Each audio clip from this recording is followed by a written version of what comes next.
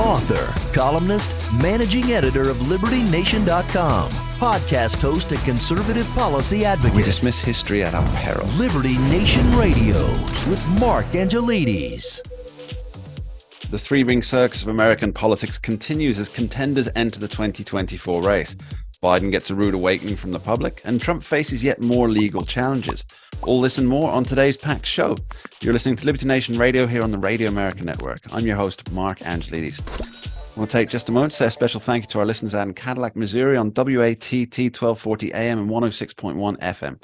Thanks for being here. And remember, this show is proudly sponsored by LibertyNation.com. You can access podcasts, breaking news, analysis, and a range of biting and brilliant shows to whet your appetite for freedom and your fondness for the great American Constitution. And as the 2024 GOP primary kicks off, we're joined by Liberty Nation's longtime host of this here show, Mr. Tim Donner, also senior political analyst over at LibertyNation.com. Do go and check out his writing because he has been following the 2024 rumblings ever since the time began. Now, Tim, thanks for being here. My pleasure, Mark. And I've got to ask, we've had, in just this last week, we've had Tim Scott join the race. DeSantis is apparently all in now. What do you make of it? Well, I get the impression in watching DeSantis and Scott and Haley, Nikki Haley, for example, that they felt when they lined up presidential campaigns that Donald Trump's going to be very vulnerable, that even if he runs, certainly the Republican Party wants to turn the page on the 45th president. But I think things have changed a lot in the meantime, not the least of which, of course, was all these legal entanglements, which have paradoxically mounted Trump's lead to what looks like insurmountable. However, none of these people have really been out campaigning. And I'll tell you, the reaction to the first and maybe the second Trump-related outrages, scandals, was we're going to cleave to the guy because we need to stick together, Republicans say, in the face of these assaults from the Democrats. But I think that might change as his legal problems mount. But nevertheless, for Ron DeSantis, for Tim Scott, for Nikki Haley, I think they thought the field would be far more open than right now it appears to be. But what we're looking at, I think for people who are political junkies, is something of a replay of 2016, when you had a multi-candidate field running against a presumed virtual incumbent in Hillary Clinton because she was so well known and was following up Barack Obama.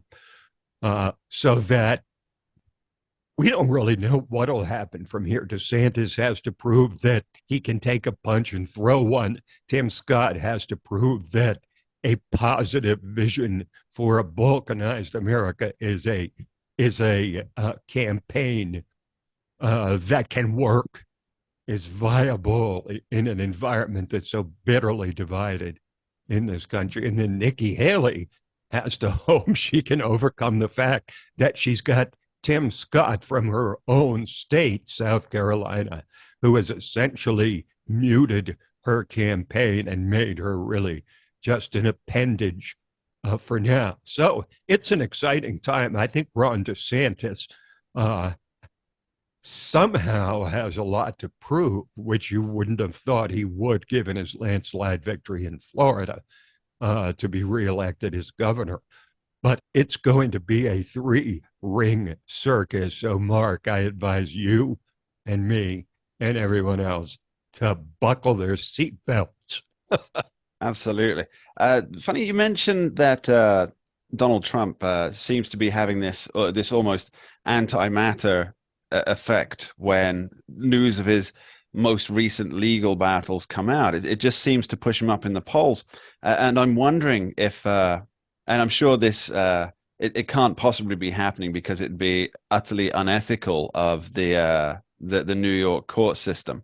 But I hear the judge in the Alvin Bragg case, a case, bear in mind, that nobody has ever been charged with before, but now Trump is apparently indicted for. The trial will begin in March 2024, which is essentially full campaign season, isn't it? Yes, well, that's the month of Super Tuesday. And so we'll really see what happens when the rubber meets the road and there's some sort of verdict or movement heavily in one direction in that case. But you've got to think, I mean, even with a New York jury, it's very questionable as to whether they can convict Trump. But you look at it, the one outcome, he gets convicted, he turns into even more of a martyr. And he doesn't get convicted, and it makes him even stronger than he is now. So I've never seen a case in all my years following politics, and that's more than half a century now. Yes, I'm showing my age. I've never seen scandal be such a positive factor for a candidate as it is for Donald Trump. At least at this point. I'm not a Star Wars fan as such, but I believe that Obi-Wan Kenobi says just before Darth Vader kills him, if you strike me down, it will only make me stronger. And that it seems like the Obi-Wan campaign is in full throttle. Now, with Scott, Haley, and DeSantis in the race, do you think that some are canceling out the other? You said, of course, yes, that Haley's campaign is almost unimportant now that Scott's in the race. But do you think voters will be looking, rather than at 4 candidates, at just 2 candidates? Or is DeSantis seen as almost a Trump light, or as Kayleigh McEnany recently said, Trump right? Well, DeSantis is taking all kinds of incoming, which is surprising given that he's like 30 points behind Trump. But Trump famously punches down all the time. That's another thing that I've never seen in politics before, which is somebody like Trump punching down at people. To be fair, Trump punches every direction he can. Well, it's true. It's true. But we've seen many people punch up and sideways, but not down. But look at the reaction of Trump when Tim Scott got into the race. He welcomed and said he was a great guy, worked with him on opportunity zones when Trump was president and Scott was in the Senate, welcomed him to the race and said he's a much better option than Ron the Sanctimonious, right? So he's using that moniker again, punching down at a guy 30 points below him in the polls. But interesting is that Nikki Haley has run an ad attacking DeSantis, saying he's just an echo of Trump. And they show Trump saying, make America great again. And then they show DeSantis's ad from his 2018 gubernatorial campaign, where he's telling his kids in a playful way, make America great again. And then it ends with a slogan that was first used by Barry Goldwater back in 1964, which is, we need a choice, not an echo. That is, and that's from Nikki Haley. So DeSantis is being surrounded by people trying to take him down, and he's going to have to prove that he can take a punch. He's proven that he can give one, but can he take one and give one back? That's always the challenge for anybody facing Trump. And the first thing DeSantis will have to do is actually utter Trump's name. He can't go on saying, we need to, for example, we need a fresh start. Okay, you need to say, we need to move on from Donald Trump. He's got to be able to say that and make it stick if he wants really to come from way behind and win this race. And we'll be continuing this conversation after this short break. Don't go anywhere. We dismiss history at our peril. Liberty Nation Radio with Mark Angelides. And we're back with Liberty Nation's longtime host of this here radio show, Tim Donner. We've been discussing Nikki Haley, Tim Scott, Ron DeSantis, and Donald Trump all being in for the GOP primary. Tim, I want to continue the conversation we're having. Do you think, I mean, you certainly wrote about this in a recent column on LibertyNation.com, that you think maybe that Tim Scott's pushing for a vice presidential run here rather than a presidential run, right? And I think Donald Trump's response to Tim Scott entering the race, the positivity surrounding it, talking about how they've done some great work together, I think that kind of bolsters your point, doesn't it? Well, yes, because look, anybody entering the race at this point is good for Trump, bad for DeSantis. It's just pretty much that simple, which is why Trump had nice things to say about Nikki Haley, about Tim Scott, welcoming them to the race, saying they're nice, good people, all of this stuff, so that he can encourage, come on in, the water's fine. And then it just divides the Said the spider to the non-Trump fly. vote. Yeah, exactly. Yes, precisely. And so a divided field, a large field, clearly benefits Trump. And I'm sure DeSantis, if he had his choice, would rather go mano a mano, one-on-one with Trump instead of having to fend off all these other pesky challengers to his status as the clear number two choice. Yeah, I think that's really the heart of the matter, Tim. So you have other candidates, not including DeSantis or Trump. Now, Trump's being very open to them, very welcoming to them. So they're going to be faced with a choice. Do they turn around and throw his kindness, let's call it, back in Trump's face and then alienate themselves from the Trump base, which really is the driving base in the Republican Party?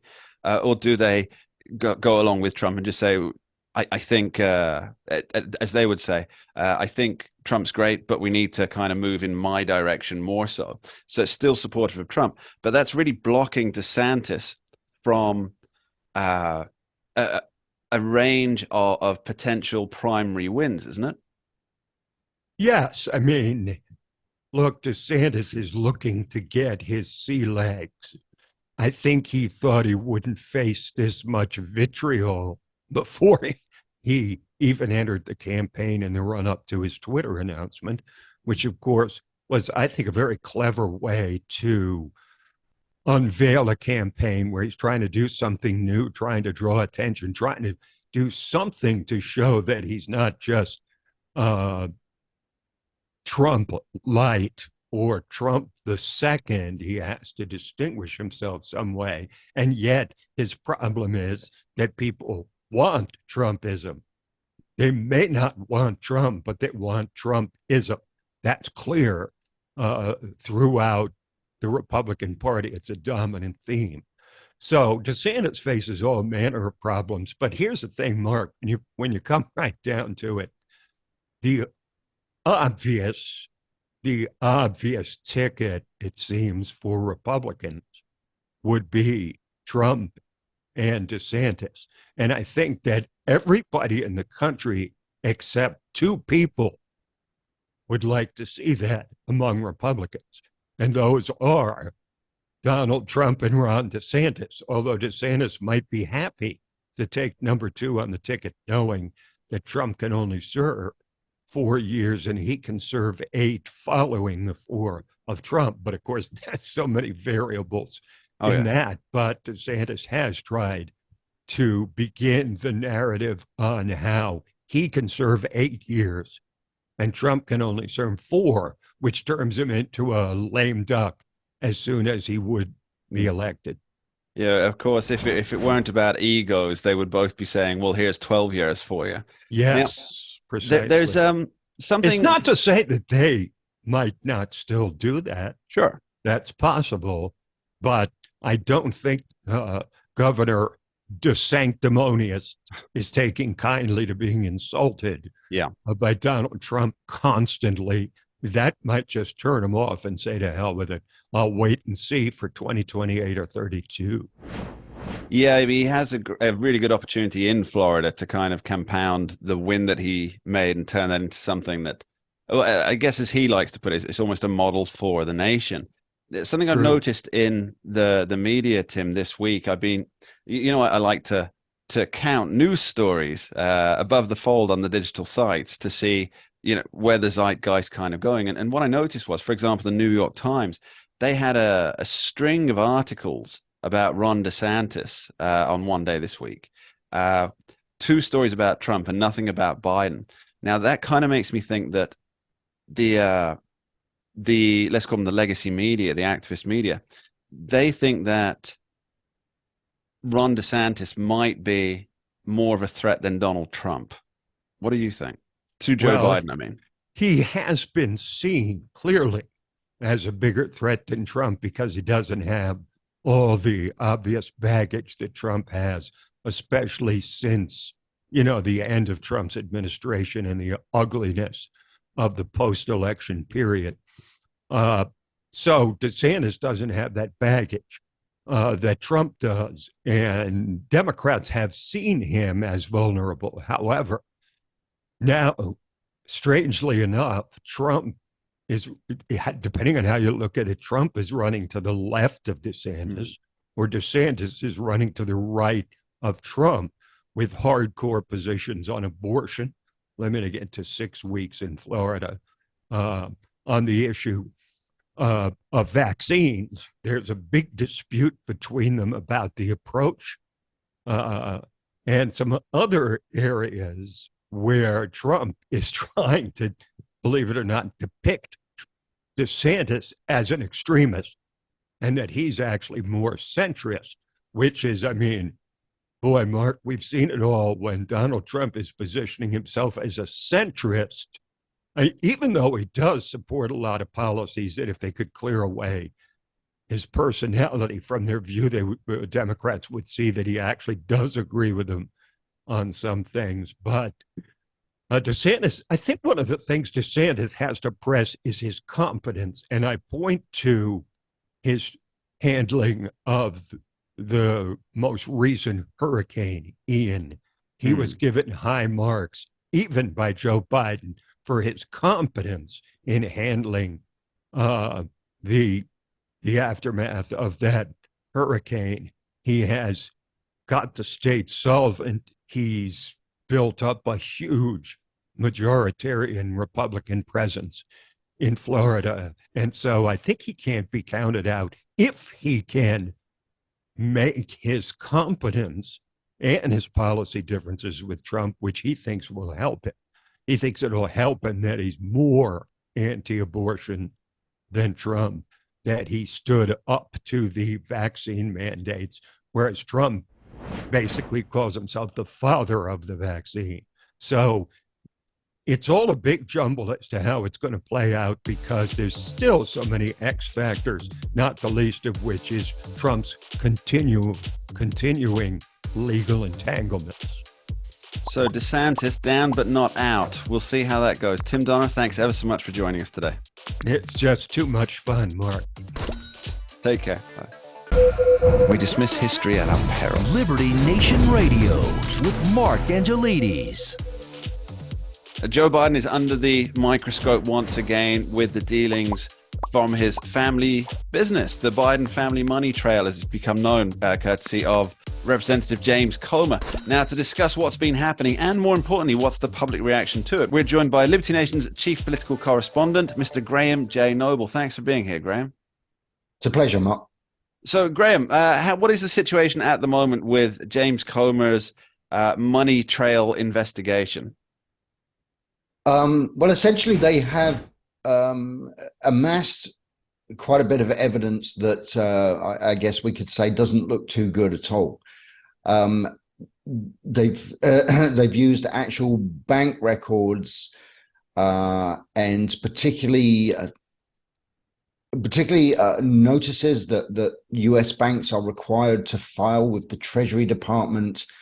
The SARS, suspicious activity reports, reports, and according to Representative Comer, they have the banks actually filed, I believe it was in excess of 170 suspicious activity reports regarding payments from foreign entities going, and I believe particularly from one particular Chinese energy company, but other companies in different countries, payments going into shell companies that were set up by or on behalf of certain members of the Biden family.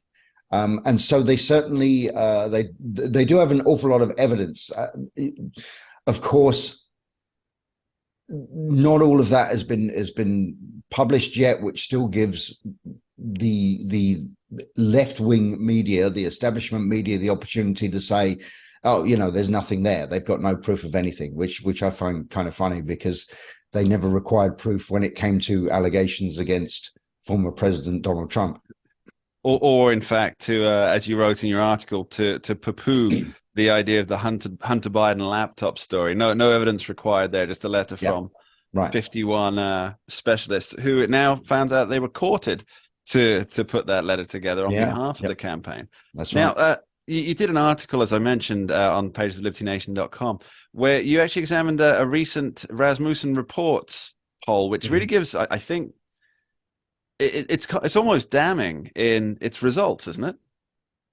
I would say so. I mean, but basically in this survey, which was conducted in early May, the polling company doing the poll on behalf of Rasmussen basically asked three particular questions regarding the whole Biden family business, Hunter Biden thing.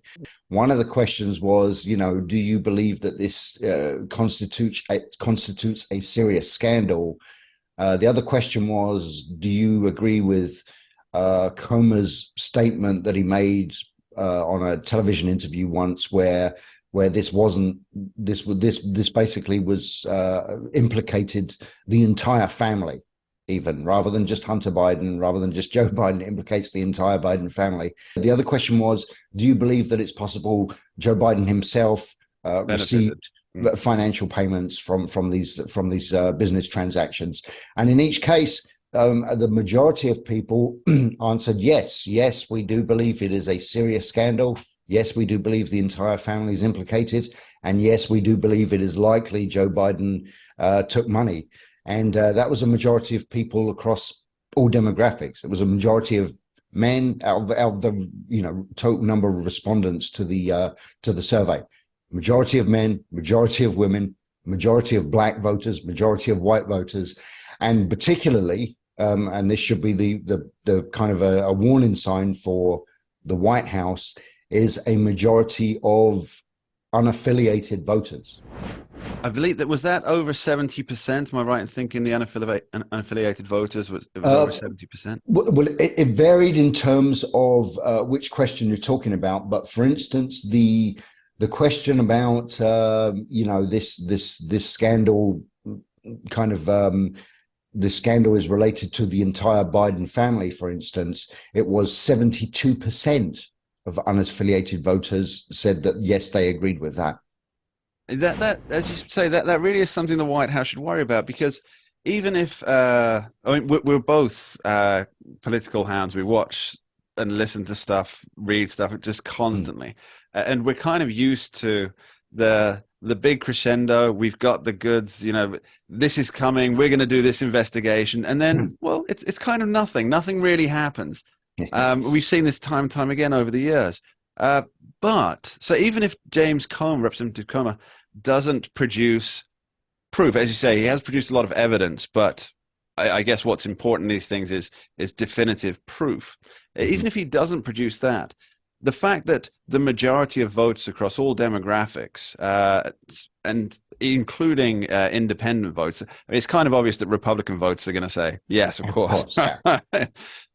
But the independents. But having said that, Mark, and you're right, it's obviously inevitable that 80-something% of Republicans who responded to that poll did say yes, this is a serious scandal, blah blah blah. You would expect that, but actually, the percentage of poll respondents who identified themselves as Democrats, out of those, we're looking at, more than 40% of them. Okay, not a majority, but more than 40% were saying, yes, we think that Joe Biden probably did take payments. Yes, this is a serious scandal. I mean, so that's, you might expect only about 15% of the people who responded to this poll said that they did not think it was a serious matter at all.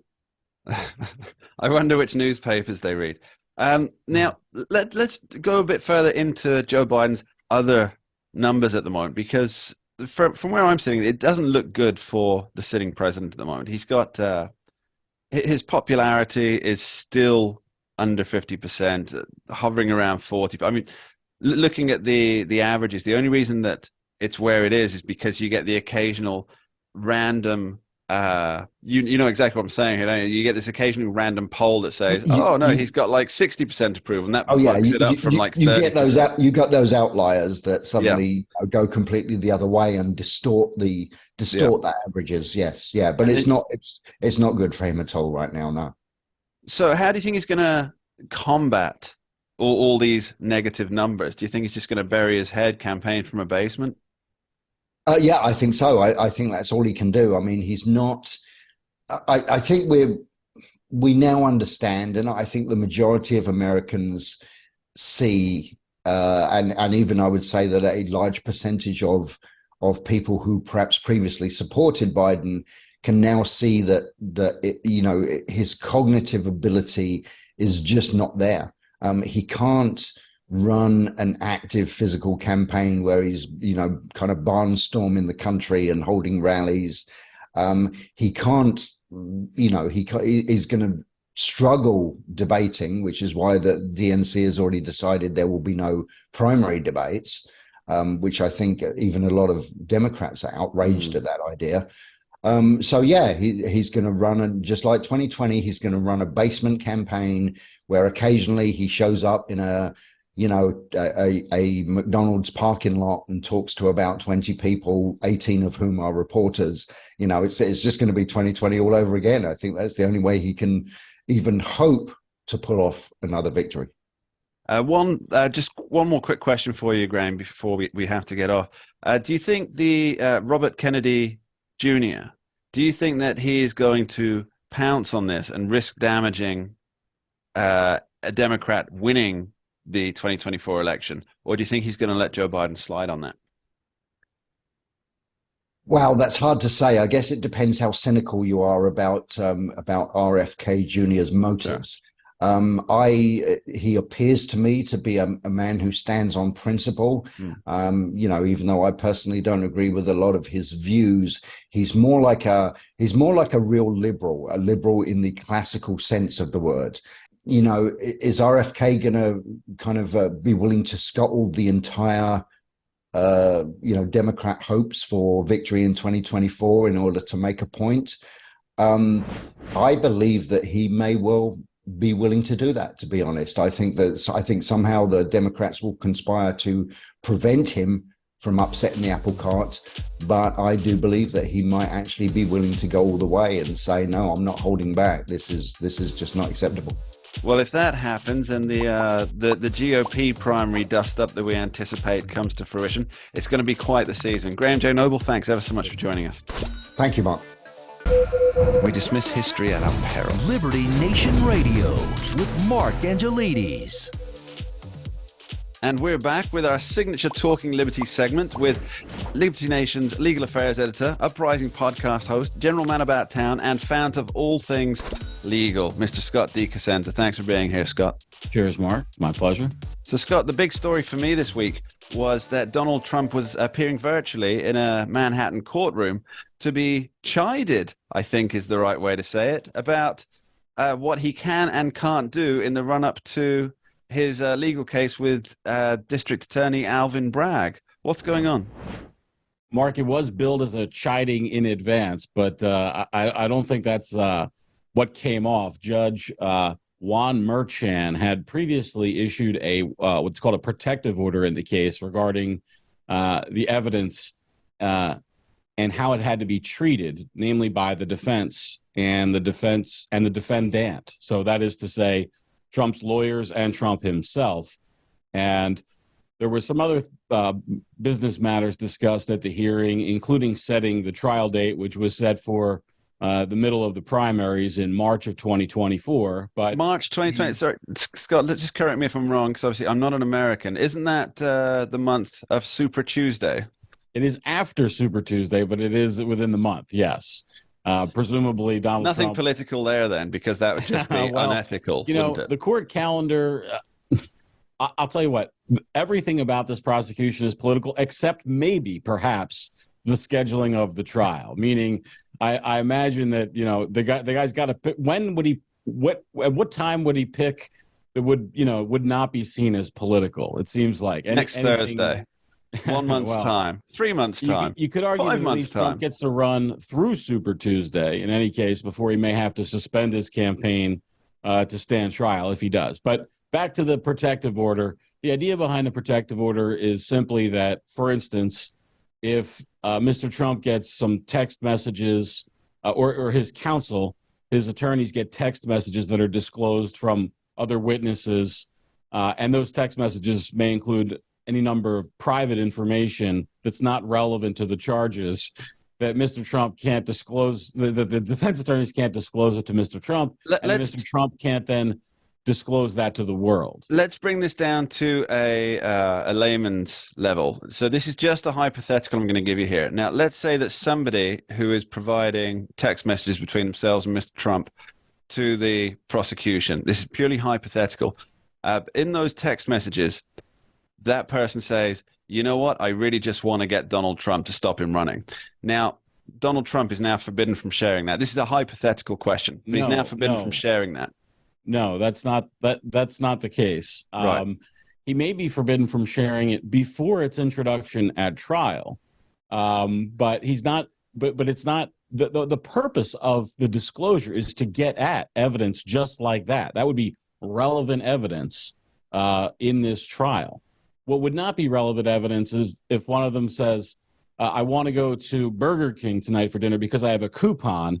And then Donald Trump tweets out that information and makes fun of the person. Burger King loser. So sad. Exactly. Right.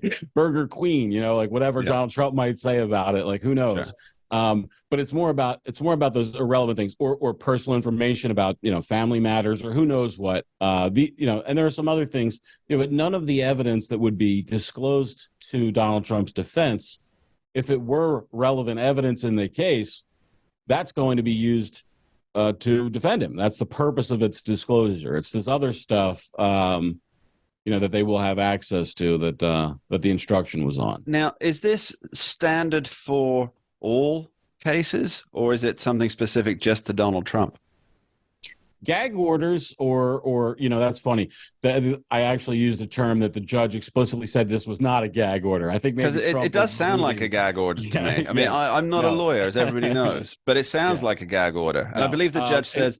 In fact, I'm going to quote Merchan right now. I think I know this quote already. He says, "This is not a gag order. Donald Trump can say anything he likes outside of what I've told him he can't." Is that it? Well, because that sounds like a gag order. It is, except for when you look at what is included and what he can't. And we've certainly published a link to the order itself in my written piece on this on LibertyNation.com. People can go read the entire order if they like, but it's about information that he's only going to get access to via the discovery process in this case. So every piece of information he had access to previous to the case, he can talk about that as much as he wants. And if it's something that he only has access to because of the discovery process in this case, then he has to filter that information through this protective order if he wants to talk about it. And for some things, he may never be able to talk about because he doesn't have the legal right to disclose it publicly because it's someone else's private information. And I think that it's, this is not a get Donald Trump order. This is an order that you might expect to see in a high-profile case. Okay, so moving on from a former president and potential future president to a current president, Mr. President Joe Biden.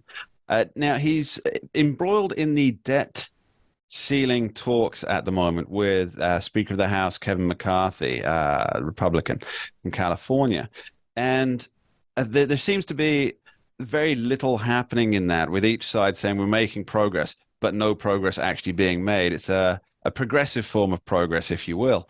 But one thing that has been floated by members of the Democratic Party, and Joe Biden even made mention of it while he was visiting with the G7 in Japan, is the 14th Amendment and the ability of Joe Biden to literally just unilaterally, I suppose, just pay the bills. Now, you and I have discussed this, and we did do a piece on this on the page of libertynation.com again. But could you give us a very brief overview of why you think the 14th Amendment can't be used in these debt ceiling? Oh, well, because it has absolutely nothing to do with it. The 14th Amendment was a post-slavery amendment passed in the wake of our Civil War, and it was designed to shore up the financial situation in the United States as the winner of the war, and to reject the idea that it would be responsible for any debts incurred by the Confederacy or Confederate states.